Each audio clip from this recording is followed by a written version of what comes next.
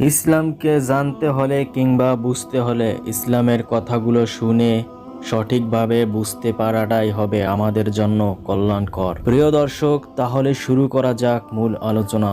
ওমর ফারুক রাদিয়াল্লাহু তাআলা আনহু কুফায় একজন গভর্নর নিয়োগ করেছিলেন।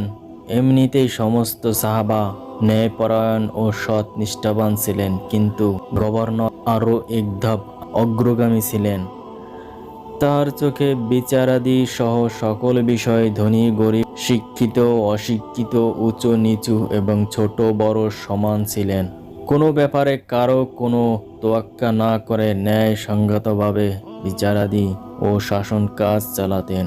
এতে করে এক শ্রেণীর হোমরা চোমরা ও ধনাঢ্য ব্যক্তি অসন্তুষ্ট হয়েও তার বিরুদ্ধে চক্রান্ত শুরু করলো। তারা বিশ্বস্ত সূত্রে জানতে পারল গভর্নর ও ওমর ফারুক রাদিয়াল্লাহু তাআলা আনহুর এর সাথে সাক্ষাৎ করার জন্য মদিনা যাবেন। এই সুযোগে চাঁদা তুলে 2000 দিনার জমা করে তাদের কয়েকজন মদিনা যাত্রা করল। সেখানে পৌঁছে গভর্নর যখন ওমর ফারুক রাদিয়াল্লাহু তাআলা আনহুর সাথে দেখা করার জন্য গেলেন, তখন তারাও সেখানে হাজির হলো। তিনি জিজ্ঞেস করলেন, আপনারা কারা, কোথা থেকে এসেছেন, কি চান? তারা বলল, আমরা কুফার নাগরিক এবং সেখান থেকেই এসেছি। তেমন কোনো কাজ নেই, বেড়াতে এসেছি এবং সামান্য একটি ব্যাপার নিয়ে আপনার সাথে দেখা করতে আসলাম। তিনি বললেন, কোন ব্যাপারে?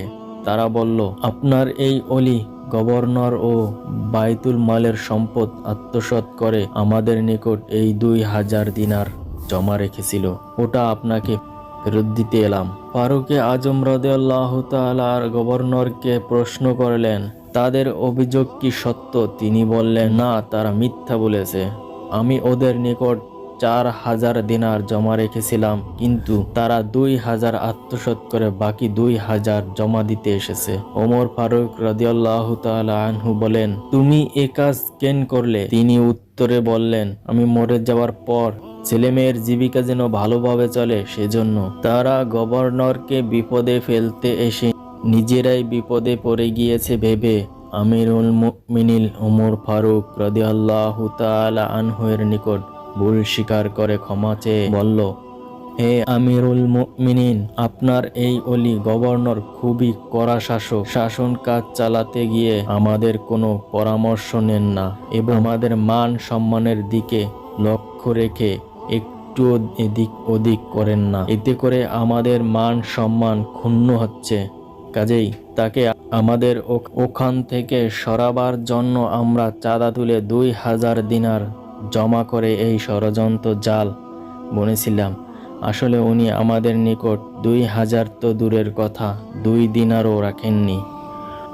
ওমর ফারুক রাদিয়াল্লাহু তাআলা আনহু উক্ত গভর্নরকে লক্ষ্য করে বললেন, কি ব্যাপার? তিনি উত্তরে বললেন, এখন ওরা ঠিক বলেছে।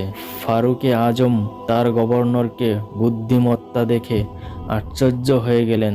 সে কিভাবে শত্রুর মুখ থেকেই তার সততা ওদের চক্রান্তের কথা বের করে নিলেন। তিনি জিজ্ঞেস করলেন, হে আলী, তুমি কেন এ ধরনের কৌশল অবলম্বন করলে? তিনি উত্তরে বললেন, হে আমিরুল মুমিনিন, তারা তো কয়েকজন, একজন দাবি পেশ করেছে, তার সাথে কজন সাক্ষী আছে, কিন্তু আমার তো সাক্ষী নেই। কাজেই কৌশল অবলম্বন ছাড়া আর তো কোনো উপায় ছিল না। আমিরুল মুমিনিন তাকে ধন্যবাদ জানালেন। শিক্ষা ন্যায় পরায়ণ শাসকের কাছে ধনী গরিব সবাই সমান।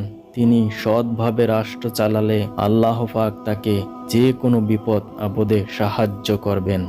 দর্শক বন্ধুরা, ভিডিওটি কেমন হয়েছে কমেন্ট করে জানিয়ে দিন, কারণ আপনাদের কমেন্টে উৎসাহ হয়ে ইসলামের ইতিহাসগুলো তুলে ধরতে পারবো। আর বিশেষ করে চ্যানেলটি সাবস্ক্রাইব করুন, যেন ইসলামের ইতিহাস সম্পর্কে আরো অনেক কিছু জানতে পারেন। আল্লাহ হাফেজ।